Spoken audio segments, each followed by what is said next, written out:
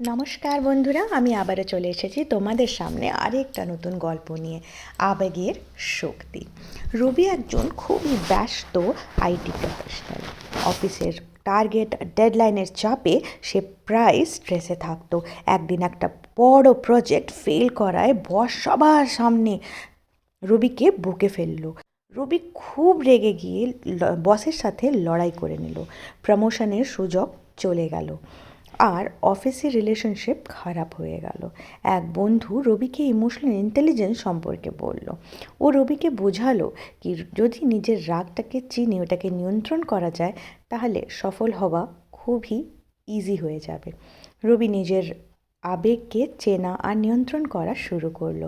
এরপর যখনই রবির রাগ হতো সে গভীর নিঃশ্বাস নিত আর ভাবতো এই পরিস্থিতিকে ভালোভাবে কীভাবে হ্যান্ডেল করতে পারি। কয়েক মাস চেষ্টা করার পর একদিন তার আরেকটা প্রজেক্ট ফেল করলো, কিন্তু এইবার রবি শান্তভাবে তার টিমের সাথে সমস্যা নিয়ে আলোচনা করলো এবং সলিউশন বের করলো। বস তার প্রফেশনালিজম দেখে মুগ্ধ হলো এবং পরের মিটিংয়ে তাকে টিম লিডার বানানোর সিদ্ধান্ত নিল। আবেগকে চেপে রাখবেন না, বরং তাকে চিনতে এবং নিয়ন্ত্রণ করতে শিখুন। ইমোশনাল ইন্টেলিজেন্স হলো এমন একটা সুপার পাওয়ার যা আপনার ক্যারিয়ার এবং পার্সোনাল লাইফ দুটোকেই উন্নত করতে পারে। আপনার জীবনে এমন কোনো মোমেন্ট এসেছে যখন ইমোশনাল ইন্টেলিজেন্স আপনাকে সাহায্য করেছে? যদি এরকম হয়েছে তাহলে কমেন্টে লিখুন। নিজেদের খেয়াল রাখুন, নিজেদেরকে ভালোবাসুন।